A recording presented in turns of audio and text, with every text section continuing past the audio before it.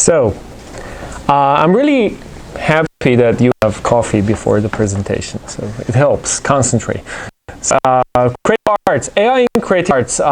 Somehow all kinds of arts are creative, but why we insist on creative arts, we'll get into that later. Some of you here know AI. I assume most of you know AI. Probably most of you know AI better than I do, because my understanding of its technical aspects are really limited to my requirements in my research. But if you are into arts, if you're an art lover, do we have any artists here? Anybody? No? So if you are into arts, Art of living. That's great, yeah. So this is probably not your favorite style of art, but if I tell you that this portrait, this painting portrait of Edmond Bellamy was painted by artificial intelligence solely, without any human intervention, you may feel a little different about this painting. And if you don't believe me, this is the signature at the bottom right of the painting. This is the algorithm. Now if I tell you that this painting was sold for over $400,000 last year at Christie's in New York, then you may feel really differently about the whole concept. AI making art and selling in auctions, that's crazy. But yeah, AI is getting into art business, and more every day. And now we see more projects created by AI or using AI. I'm not even sure which term is correct in this case. By the way, these are the whole Bellamy family, the imaginary Bellamy family, painted by the same AI artist. And by AI artist, I mean the team that developed the agent. They are called Obvious. They're a French team. And as they say, they are a collective of artists and AI researchers. And they are rich now, I assume, by selling all those portraits. This is one of another wonderful artworks that is using AI. This one's called Memories of Passerby Eye.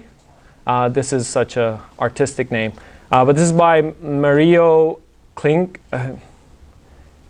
I always have difficulty reading that last name.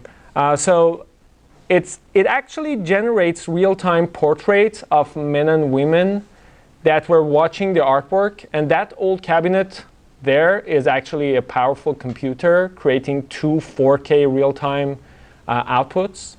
And so this is not generating portraits in a conventional way. Somehow it's not equivalent to any of those faces, just a memory of all those faces. This is my favorite one. These are actually a series of projects by Sugun Chang called Drawing Operations. And she started these projects from 2015, and since then she has developed different generations. The first one, I assume, yeah, this is the first generation. The first generation worked like this. The artist started drawing, and the system, the agent, learned the style in real time and started drawing in the same style. And the artist was influenced by the machine, and the influence was intentional. So after a while, they started collaborating in harmony and created wonderful pieces. And this one is particularly interesting because the output is not digital. Using AI, but the output is not digital. So for, yeah. Can I interrupt and ask? Yeah, of course. Maybe I don't know so much about AI, but what do you mean by art in AI? Like a machine looks at a human being drawing something and it tries to mimic and create the same thing? Exactly. Okay. So in this case, in case of this project, it's in real time. Mm-hmm.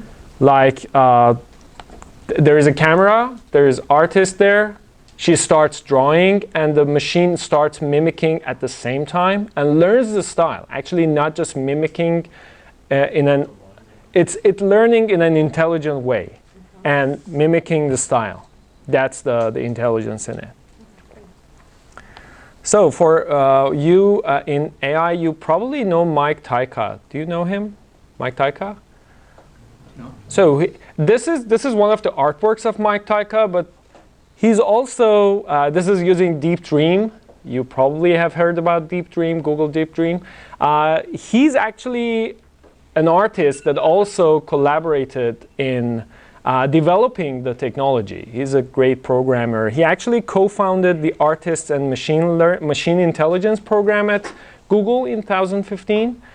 So this is wonderful. This is one of the first artworks using Deep Dream neural network system. And this is an AI animation also by Mike Taika. Let's watch it. It's 2 minutes. I somehow find it relaxing, so just relax for 2 minutes. It's worth watching.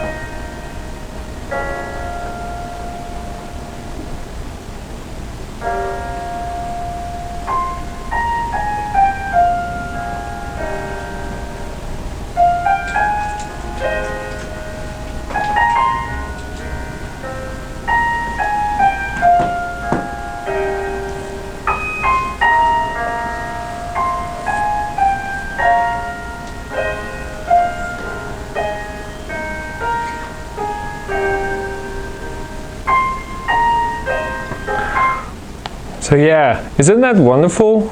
Like, these were not possible with conventional techniques, or let's say it was too difficult, like it took too much time. This is Refik Anadol. He's from Turkey. I really like his artworks. Some of his projects are really huge, so each one of them takes like 10 minutes to present. So I limited myself to this one. This is wonderful. He calls this one machine hallucinations. So none of these images exist. So these are hallucinations of a machine trained with a lot of images. That's wonderful. That's crazy. So actually, Refik I cannot stop watching this. I sometimes find myself like watching it for 10 minutes. Refik collaborated with Mike Taika actually on a project called Archive Dreaming. This project was about training a system with almost 2 million historical documents from a research collection, and as they say, letting the machine dream about it. So strangely, I couldn't find a proper video to show you, but it's somehow similar to what we saw. You just feed the system with 2 million pieces and let the system generate new ones or dream into that space. Again, this is wonderful. So it procedurally generates the next image. Exactly, exactly. But the images are not real anymore. It's just like the dreams of the archive. This is the artistic statement. And it's not only about visual arts. There are a lot of exciting, fantastic projects in sound and music as well. This is the first album which was composed totally by AI. I encourage everybody to listen to that. It's available on Spotify. It's pop music, and you don't even recognize that, okay, this is like normal pop music. It's good, actually. You will enjoy it. It's good. What really excites me about AI these days is the fact that it's getting more and more common without us even knowing. So already some of the features in Adobe Photoshop works based on AI, like smart selections and things like that. But Adobe Sensei was recently introduced, and it provides some powerful tools based on AI. The results are amazing, actually. This is one of the demos by the company. Like, again, this one was too difficult. If not using AI, you should have done it by frame, like editing image, image, image. But now it's just effortlessly done. It's great.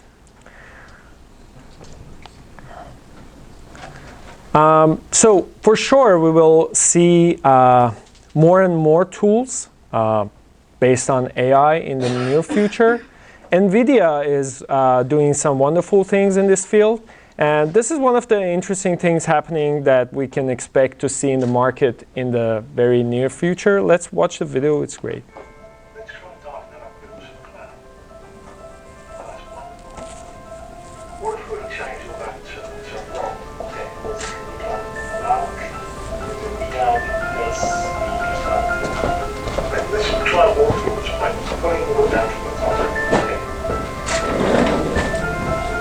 Wouldn't it be great if everybody could be an artist? If we could take our ideas and turn them into compelling images? This technology allows us to create a smart paintbrush so that if you wanted to create a new picture, you can just draw the shapes of the objects that you want, and the neural network can then fill in all the details. If we add a water feature, the network is able to add reflections, not because we told it that, but because it learned it. Or if we change the ground to be covered with snow, then it knows that the sky also needs to be a different color. I really think this technology is going to be great for architects, designers, people making virtual worlds to train robots and self-driving cars. The input to this model is something we call a segmentation map. It's like a coloring book picture that describes, here's where the tree is, here's where the sky is, here's where the ground is, and it doesn't have any details. And then the neural network is able to fill in all the texture and the shadows and the colors based on things that it's learned from a large database of real-world images. I would like to see a tree reflecting in that part. The real advance here is that we're able to synthesize images with a lot more diversity and more fidelity than we were able to in the past. I really think this technology is going to be great for the dreamers of the world. Yeah, for the dreamers of the world. It's like a bridge from Microsoft Paint to the future. There's nothing in between. From something very simple without any details to all the details there without thinking about anything. So, yeah, AI is changing the way we create. It's also changing the way we think about creation. What is art? Who is the artist? Is AI art really art? Honestly, these are all open questions. Nobody knows the answer. And everybody is getting back to more basic questions like, what is art? We thought we knew it, but we don't. We again asking ourselves what art is. It's probably up to us. Each of us should think about it, and we should think about how we feel about it. If you see a painting that's created by AI solely, do you feel comfortable about that, or you just get nervous? You panic. You don't like it.